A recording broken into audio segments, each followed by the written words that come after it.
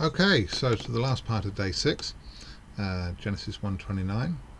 And God said, See, I have given you every herb that yields seed, which is on the face of all the earth, and every tree whose fruit yields seed. To you it shall be for food.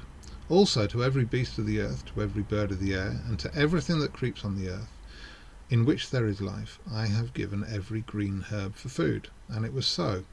Then God saw everything he had made, and indeed it was very good. So the evening and the morning were the 6th day. All right, I love the emphasis on very good, really good. Okay, and this is, the end of his creative work. All right. Just a couple of notes on this. This is just going to be a short one today. You'll notice that everyone is vegetarian, including all the animals.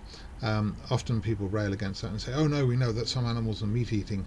Well, actually, that's not necessarily true. If you look at the Chinese water deer, it has sharp teeth, and it uses them to dig up plants. And so often people's reasoning that, oh no, lions have got sharp teeth, so therefore they must be meat eating, it's not necessarily true.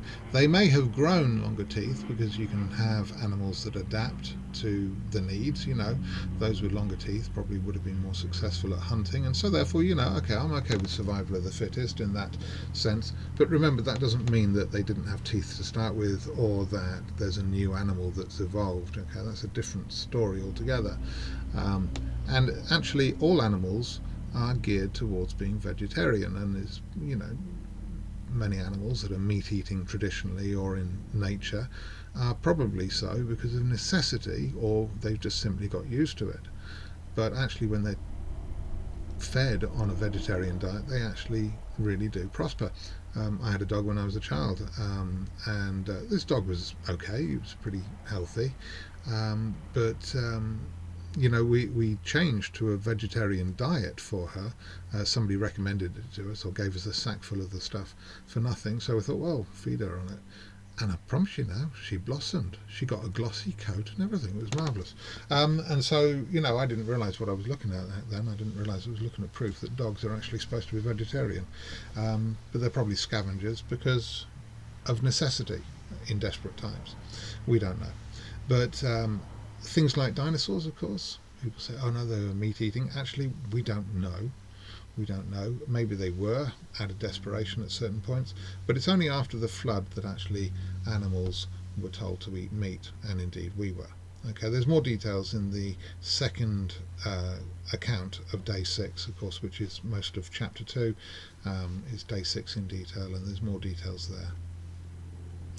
It's interesting, actually, the Eden diet is quite popular. I can recommend that you look it up. It's basically a vegetarian diet, but it's interesting that they've drawn from the idea of the Eden diet being vegetarian. Vegetarian diet is definitely better for you in many ways, provided that you get enough protein. It's got to be a properly planned diet, just as a word of warning.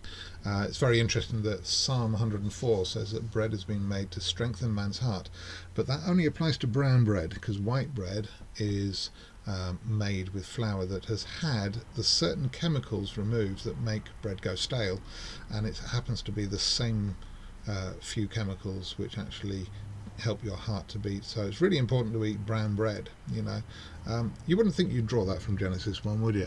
But it's quite interesting. Okay, but meat eating was granted after the flood. Okay, and we see certainly Jesus eating meat, and so we have no problem with eating meat. We've got no problem with a non-vegetarian diet. Otherwise we would all have to go vegetarian. But of course, actually, there are rules in scripture about kosher food, which most people associate with the law of Moses, but actually it was there even before the flood. Noah was told to take the animals in, and he was told to take 7 of all the clean animals, which is very interesting because of course they weren't eating them. So what were they clean for? Were they clean ritually? Were they clean for sacrifice? Or what? We don't actually know. But it's very interesting that thinking was there before the flood. So it's not just about what you eat, because they weren't eating meat before the flood. It's very intriguing. Okay, it's not just to do with the law of Moses. Okay, so that's the end of day 6. Just a short one today. Hope you enjoyed it. We're going to talk about the Sabbath next.